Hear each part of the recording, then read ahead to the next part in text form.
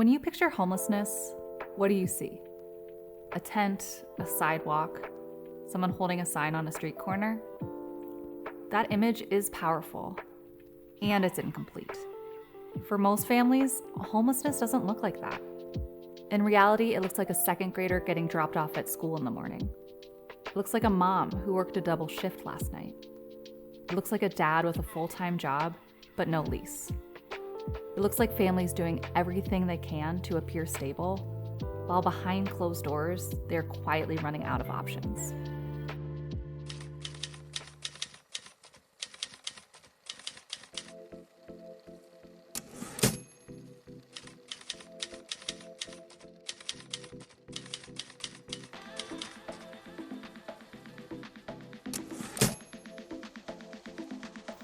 I'm Gwen Griffith, and this is Until They're Housed, a series from Family Promise of Spokane, a nonprofit organization in Spokane, Washington that is ending the cycle of homelessness by helping families get and keep housing.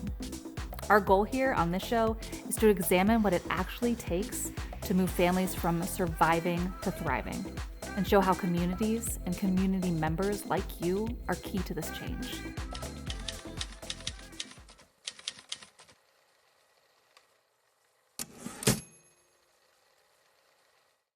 When most people hear the word homeless, you picture something that is very real.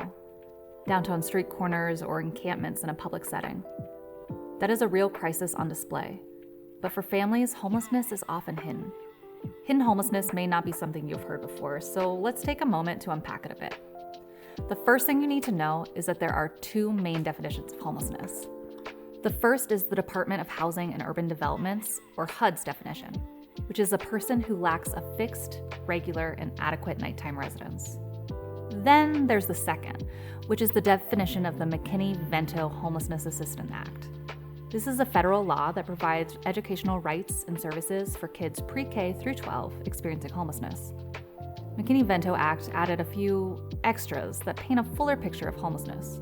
This includes those doubled up, which means sharing housing due to a lack of finances or something similar. Also, those who are staying in hotels, motels, trailer parks, or even camping when they don't have anywhere else to go. Sometimes people are staying in places that aren't designed for long-term residents. Think car parks, abandoned buildings, bus stations. Those are the people who are experiencing hidden homelessness. Hidden because often we don't see them, but that is still homeless, and it's a big problem. Nationally, families are one of the fastest growing segments of people experiencing homelessness. In a 2024 point-in-time study, family homelessness was up 39.4% compared to the year before, and most of these families are not living on the street.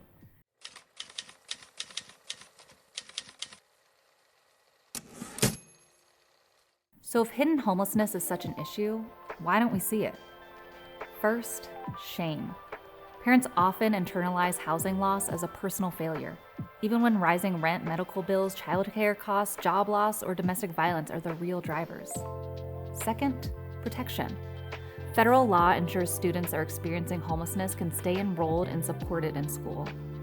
That protection matters, but it also means many children experiencing housing instability are sitting in classrooms every day without anyone realizing what's happening at home.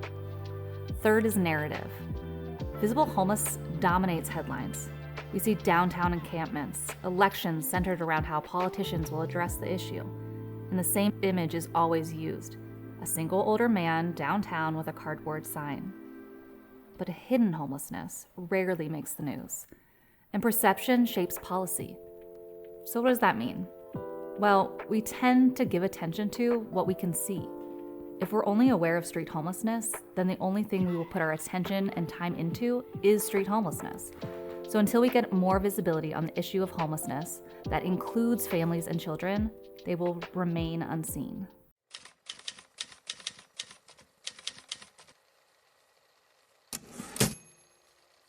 Homelessness is never just about a lack of housing.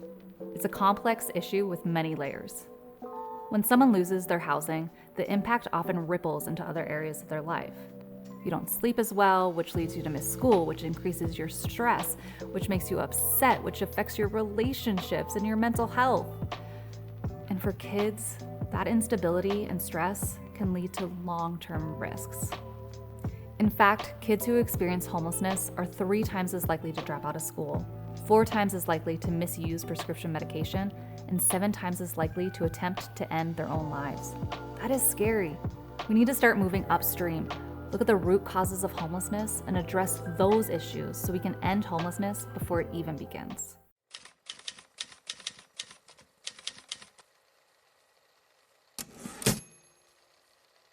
Let's look at our community in Spokane. I live in a city, many of you watching probably do too, and our community isn't much different than what we're seeing in major cities across the US. Housing costs have been rising, home prices and rent keep getting more and more expensive, and at the same time there are fewer available units for people to move into, making it harder to find housing. To add to that, wages haven't gone up to match the rapid growth in rent, leaving many people struggling to afford a place to live. So we have high costs, limited vacancies, low wages. No wonder it's difficult out there. But what can we do about it? We have strong nonprofits, committed government partners, faith communities deeply invested in service, and business leaders who care about workforce stability. But one of those alone cannot solve homelessness. We need to partner with each other, come together as communities with all of our different expertise and unique experiences, and decide that homelessness is not an option for our city.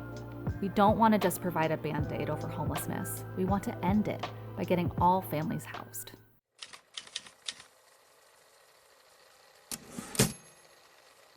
In the next episode, we're going to step back and examine why we have a homelessness crisis in the first place and what caused it.